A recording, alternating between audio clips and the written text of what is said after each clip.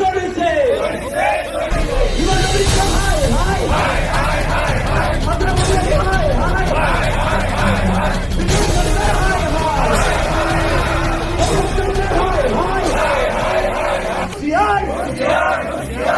এই চুরি চলিছে এই খবর চলিছে এই চুরি চলিছে আমার রাস্তা ঘুরাইও আমার রাস্তা ঘুরাইও এই চুরি চলিছে এই খবর চলিছে হিমন্ত বিশ্ব হাই হাই ভদ্রমন্ত্রী হাই হাই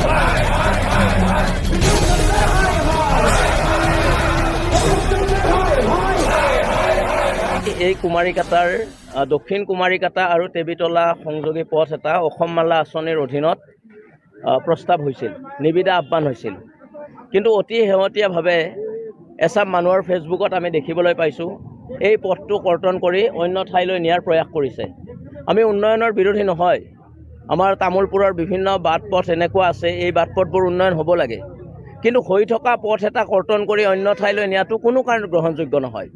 এই অঞ্চলৰ ৰাইজে এই পথটোৰ জৰিয়তে কি ধৰণৰ দুৰ্ভোগ ভুগি আছে সেই চাম মানুহে উপলব্ধি কৰিব নোৱাৰে। ইয়াত যদি কিবা ৰাজনৈতিক আক্ৰোশৰ কথা আছে এই কথাবোৰ আমি বুজি নাপাওঁ।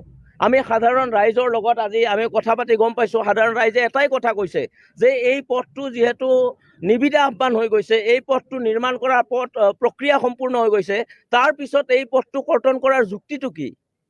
এই প্ৰতিবাদটোৰ জৰিয়তে আমি মুখ্যমন্ত্ৰী হিমন্ত বিশ্ব শৰ্মা ডাঙৰীয়াক আহ্বান জনাব খুজিছোঁ আৰু নৱনিৰ্বাচিত যিখন BTC চৰকাৰ, এই BTC চৰকাৰৰ যিগৰাকী মুৰব্বী হাগ্ৰা মহিলাৰী ডাঙৰীয়াক প্ৰশ্ন কৰিব খুজিছোঁ। আপোনালোকে সঘনাই উন্নয়নৰ কথা কৈ থাকে, আপোনালোকে সঘনাই বাট পথ মেৰামতিৰ কথা কৈ থাকে, উন্নয়নৰ কথা কৈ থাকে। আপোনালোকে যদি উন্নয়নৰ প্ৰতি ইমানেই সংকল্পবদ্ধ হয় তেতিয়াহ'লে এই হৈ থকা পথ এটা কি যুক্তিত, কাৰ কথা মতে, কাৰ প্ৰৰোচনাত কৰ্তন কৰাৰ প্ৰয়াস কৰা হৈছে? এইটো ইয়াৰ ৰাইজে কোনো কাৰণতে মানি নলয়। আজি আমি ইয়াত প্ৰতিবাদী কাৰ্যসূচী ৰূপায়ণ কৰিছোঁ। পৰৱৰ্তী দিনবোৰত এই পথটিৰ নিৰ্মাণ কাৰ্য যদি আৰম্ভ নহয়, এই পথটি যদি সঁচাকৈ কৰ্তন কৰা হয় তেতিয়াহ'লে হাগ্ৰা মহিলাৰীয়েও নিস্তাৰ নাপাব, হিমন্ত বিশ্ব শৰ্মা ডাঙৰীয়াও নিস্তাৰ নাপাব আৰু যি ৰাম যদু মধু এই প্ৰক্ৰিয়াটোত জড়িত হৈ আছে কোনেও নিস্তাৰ নাপাব।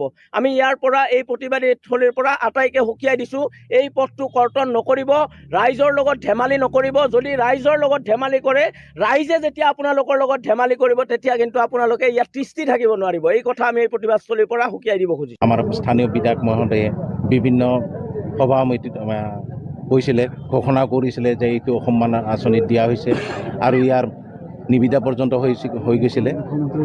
মুখ্যমন্ত্ৰীও এইটো জনাইছিলে, কিন্তু কি কাৰণে নাজানো BTC চৰকাৰৰ যিটো নিৰ্বাচন, এই নিৰ্বাচনৰ লগে লগে যিটো পথ পৰিৱৰ্তন ঘটিল চৰকাৰৰ, এই পৰিৱৰ্তনৰ লগে লগে আমাৰ পথটোৰো পৰিৱৰ্তন ঘটিল।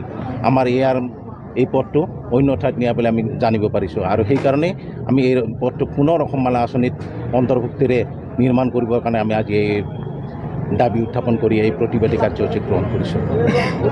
কোনটো ঠাইত হৈছে এই পথটো? দক্ষিণ কুমাৰীকাটাৰ পৰা টেবিতলালৈকে সংযোগী, প্ৰায় 10 কিলোমিটাৰৰ কিছু মিটাৰ কম, 9 কিবা চামথিং এই পথটো হ'ব লগা আছিলে। কিন্তু এই পথটো আমি জানিব পাৰিছোঁ দাৰকুচিৰ ফালে ইয়াত পৰিৱৰ্তন কৰা হ'ব বুলি আমি জানিব পাৰিছোঁ। দক্ষিণ কুমাৰীকাটা টেবিতলা এই সংযোগী অসম মালা আঁচনিৰ অধীনত অন্তৰ্ভুক্ত হৈছিল, আনকি ইয়াৰ নিবিদা পৰ্যন্ত হৈ গৈছিলে। কিন্তু কি কাৰণত নাজানো এই পথটো কৰ্তন কৰি বৰ্তমানৰ BTC চৰকাৰে এই কৰ্তন কৰি অন্য ঠাইত এই পথ নিৰ্মাণৰ ব্যৱস্থা কৰিছে আৰু সেইকাৰণেই আজি আমি এই দাবী প্ৰতিবাদী সংগঠন এই কাৰ্যসূচী গ্ৰহণ কৰিব লগা হৈছে।